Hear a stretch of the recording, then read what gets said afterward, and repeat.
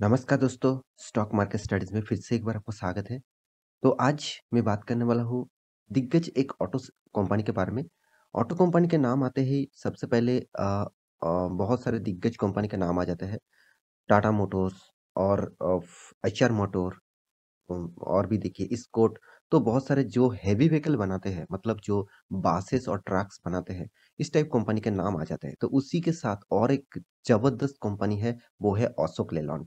तो अशोक लेलैंड के बारे में आज बात करूँगा क्योंकि अशोक लेलैंड भी बसेस बनाने वाला एक बहुत बड़ा कंपनी है और ट्रक्सेस भी बनाते हैं, साथ ही साथ डिफेंस का भी ट्रक्सेस भी बनाते हैं।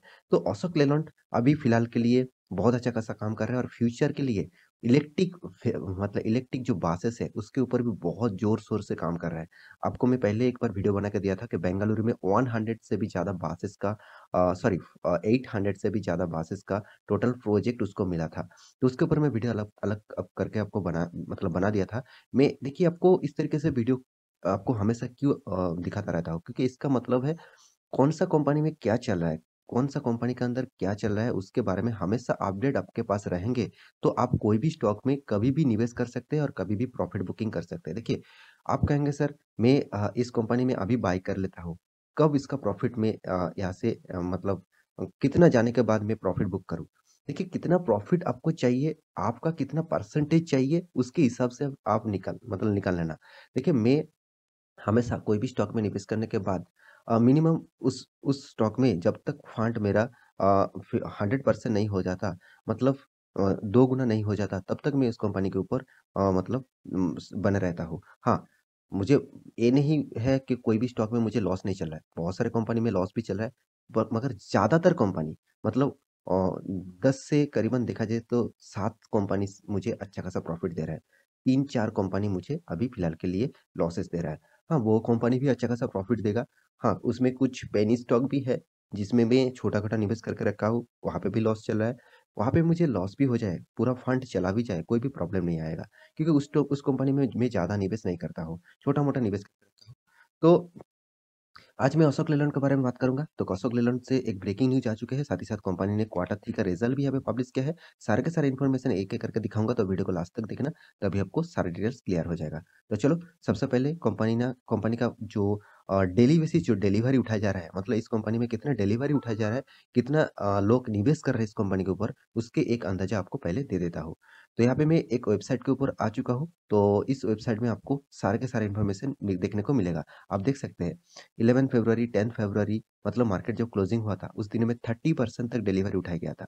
और यहाँ पे देखिए 10 फरवरी में 26%, 9 फरवरी में 21%, तो 8 में मात्र 17% डिलीवरी बहुत पुअर था, ड्रॉप हो चुके थे। मगर उससे पहले बहुत शानदार यहाँ पे डिलीवरी एक कंटिन्यू देखने को मिला। देखिए 30, 30, 35, 34 इस तरीके से कुछ परफॉर्मेंस है। मतलब 30% से ज़्यादा आपको डिलीवरी उठाया जा रहा है। इसका मतलब क्या है? कंपनी में अगर पोटेंशियल नहीं होता, कंपनी के ऊपर अगर चाहत नहीं होता, तो कंपनी के ऊपर इतना निवेश क्यों करता?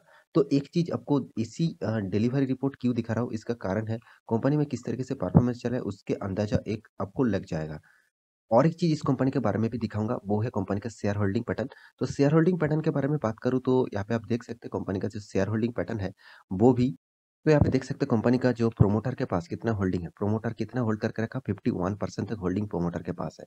उसके बाद देखिए म्यूचुअल फंड वाले ने कितना होल्ड करके रखा 14%, एफआईएस कितना एफआईएस 15%, पब्लिक कितना पब्लिक 12% और अदर्स कितना 6%। इसका मतलब प्रोमोटर के बाद सबसे ज़्यादा होल्डिंग एफआईएस और म्यूचुअल फंड के पास है। म्यूचुअल फंड में मतलब जो डीआईएस है, जो इंडिया का खुद इन्वेस्टर है, जो डीआईएस है, उसी के बारे में बात कर रहा हूँ। तो यहाँ पे होल्डिंग का चार्ट पैटर्न आप म्यूचुअल फंड के देखेंगे, तो देखिए क्वार्टर बेसिस आप देखेंगे, तो देखिए म्यूचुअल फंड ने धीरे-धीरे, धीरे-धीरे करके खुद का इन्वेस्टमेंट बढ़ा रहा है।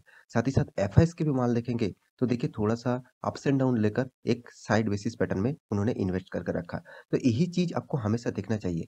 ये चीज़ आप नहीं देखेंगे, तो आपको पता नहीं चलेगा कौन-सा कंपनी के ऊपर कितना इन्वेस्ट हो रहा है। तो अभी फ़िलहाल के लिए सबसे पहले कंपनी का मैं एक बार इस क्वार्टर 3 में किस तरीके से रिज़ल्ट हुआ, उसके बारे में बात कर लेता हूँ। उसके बाद एक-एक डेटा क्लियर कर दूँगा।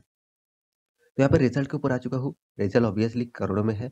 तो कंपनी का जो परफ़ॉर्मेंस है, टोटल इनकम के बारे में बात करूँ, तो यहाँ पे देख सकते हैं 5552 करोड़ पिछले क्वार्टर में था 4,478 करोड़, पिछले साल में था 4,847 करोड़। इसका मतलब कंपनी ने अच्छा खासा यहाँ पे कंपनी का जो इनकम है उसको ग्रोथ किया। ऑब्वियसली एक इनकम में पॉजिटिविटी देखने को मिला। उसके बाद बारी आती है कंपनी का टोटल एक्सपेंस की। तो टोटल एक्सपेंस के बारे में बात करूँ तो 5,500 करोड़, जो पिछले क्वार्टर में था 4,500 करोड़, पिछले सालों में था 4,800 करोड़। मतलब एक्सपेंस भी कंपनी ने उसी तरीके से किया जिस तरीके से कंपनी को मतलब करना चाहिए था। मगर इस क्वार्टर में कंपनी जिस तरीके से इनकम किया उसी के हिसाब से कंपनी का एक्सपेंस भी थोड़ा सा ज़्यादा देखने को मिला। तो अभी देख लेते हैं कंपनी का हाथ में क्या बचता है। तो कंपनी के हाथ में जो बचा वो टोटली देखा जाए नेगेटिव, क्योंकि कंपनी टैक्सेस भी पे करना पड़ा तो टैक्सेस भी माइनस होगा। तो टैक्सेस पे करने के बाद कंपनी के हाथ में profit and losses for the period. तो कंपनी ने देखिए प्रॉफिट किया, बहुत दिनों के बाद प्रॉफिट किया, फिर 5.76 करोड़ का टोटल प्रॉफिट किया। सबसे बड़ी बात, बहुत दिनों लॉस करने के बाद अगर कंपनी में प्रॉफिट कर हो रहा है, इसका मतलब कंपनी बहुत ज़्यादा कोशिश कर रहा है खुद को ग्रोथ करने के लिए, खुद को आगे ले जाने के लिए। तो कंपनी ने प्रॉफिट किया, हाँ, प्रॉफिट बहुत कम है। मानता हूँ 5 करोड़ आप बोल सकते हैं, 5 करोड़ का प्रॉफिट इस तरीके से कंपनी के लिए कुछ भी नहीं है। तो फिर भी देखिए लॉस करने से तो अच्छा है, क्योंकि पिछले क्वार्टर में लॉस था 83 करोड़, पिछले सालों में था 19 करोड़। तो इसका मतलब कंपनी ने लॉस से रिकवरी होके प्रॉफिट में आ चुके हैं। तो यही बात सबसे पॉजिटिविटी मुझे लगा। और मैं तो अशोक लेलैंड के ऊपर बहुत पुराना निवेशक हूँ और इस कंपनी के ऊपर मैं बहुत पेशेंस के साथ बना हुआ हूँ, क्योंकि कंपनी जिस फील्ड में काम कर रहे हैं और जिस तरीके से काम कर रहा है, मुझे लगता है फ्यूचर में इस कंपनी आपको ग्रोथ दे सकते हैं। तो देखिए यहाँ पे बेसिक मतलब अर्निंग पर शेयर में बात करूँ तो 0.02, और पिछले क्वार्टर में था लॉसेस 0.28, पिछले सालों में भी लॉस था 0.07। तो सारे के सारे पे इन्फॉर्मेशन यहाँ पे मतलब क्वार्टर थ्री का जो इन्फॉर्मेशन है मैं आपके सामने रख चुका हूँ। ऑब्वियसली कहूँगा कंपनी ने पॉजिटिव रिजल्ट किया, तो एस्टिमेट के हिसाब से कंपनी जो एस्टिमेट किया था उसके हिसाब से कंपनी पॉजिटिव है। तो अभी कंपनी के बारे में थोड़ा-सा जानकारी भी यहाँ पे आपको दे दूँ। तो कंपनी देखिए कोई छोटा-मोटा कंपनी नहीं है, 39,000 करोड़ का मार्केट कैपिटलाइजेशन है इसके पास। कंपनी का पीई रेशियो अवेलेबल नहीं है। कंपनी का इंडस्ट्रीज़ पीई रेशियो बहुत-बहुत हाई है। कंपनी का देखिए हाथ जो कर्ज़ा है वो 25,000 करोड़ का कर्ज़ा भी कंपनी के पास है। और कंपनी देखिए अभी फिलहाल के लिए इस क्वार्टर में प्रॉफिट किया, मगर एनुअली देखा जाए तो कंपनी लॉस कर रहा है। तो 165 करोड़ का लॉस, कंपनी के हाथ में भी नेगेटिव रिटर्न है। तो डेप्थ ऑफ इक्विटी के बारे में बात करूँ तो 3.36% का डेप्थ है।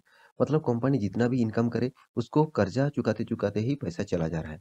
क्योंकि टाटा मोटर्स के बाद सेकंड नंबर जो हेवी व्हीकल कंपनी है उसमें देखा जाए अशोक लेलैंड का नाम आ जाता है। और एक चीज़, मतलब जितने सारे बासेस बनाने वाला कंपनी है आप देख सकते हैं, एलसीवी एंड एचसीवी, मतलब जितने सारे बासेस बनाने वाला कंपनी है उनमें से नंबर सेकंड पोजीशन में इसका रैंकिंग है। और एक चीज़ आपको यहाँ पे देखना चाहिए, वो है कंपनी कितना इंटरेस्ट पे कर रहा है। देखिए कंपनी का सेल्स ग्रोथ अच्छा खासा है, कंपनी का एक्सपेंस भी उसी तरीके से जबरदस्त देखने को मिला। तो कंपनी के हाथ में ऑपरेटिंग प्रॉफिट भी जबरदस्त आ रहा है, मगर कंपनी का इंटरेस्ट इतना ज़्यादा पे करना पड़ा तो कंपनी लॉस में चला गया। तो देखिए कर्जा जितना ज़्यादा रहेगा, वही कंपनी के लिए सबसे बड़ा खतरा है। कर्जा चुकाते-चुकाते ही कंपनी का सारा मार्जिन चला जाएगा। तो मेरे कहने का मतलब है, इस कंपनी फ्यूचर में भी परफॉर्मेंस अच्छा कर सकते हैं, क्योंकि बीच में देखिए कितना शानदार यहाँ पे कंपनी ने प्रॉफिट किया। क्योंकि उस टाइम में कंपनी का कर्जा उतना नहीं था, कर्जा था मगर कंपनी ने इतना ज़्यादा प्रॉफिट किया था, इतना ज़्यादा सेल्स किया था, उसी के लिए मार्जिन थोड़ा-सा बढ़ चुके थे। तो यहाँ पे कंपनी ने आपको देखिए कोई इतना खराब परफॉर्मेंस होने के बाद भी कंपनी ने आपको लॉस कभी नहीं दिया। मानता हूँ 1 साल में 4% तक रिटर्न जो ना के बराबर है, 3 साल में आपको 19% तक रिटर्न, 5 साल में आपको 8% तक रिटर्न, 10 साल में आपको 16% तक रिटर्न। ओवरऑल बात करूँ तो 10% से ज़्यादा रिटर्न आपको नहीं मिल रहा है साल भर में। तो इतना कम रिटर्न, आप कहेंगे सर इतना कम रिटर्न में क्या होगा? देखिए सर मैं यही कहूँगा, आप ऑटो इंडस्ट्रीज़ में बिलीव करना चाहते हैं और हेवी व्हीकल ऑटो इंडस्ट्रीज़ में इन्वेस्ट करना चाहते हैं, तो टाटा मोटर्स के बाद आप अशोक लेलैंड को ज़रूर एक्वायर कर सकते हैं, मतलब एक्वायर मतलब शेयर खरीदारी कर सकते हैं। तो कंपनी ने किस तरीके से आपको डिविडेंड दिया वो भी देखना चाहिए। देखिए 2021, 20, 19, 18 हर क्वार्टर में हर सालों में एक-एक करके डिविडेंड दे रहा है। बोनस भी कंपनी एक बार दे चुके हैं 2011 में 1:1 का बोनस भी दे चुके हैं।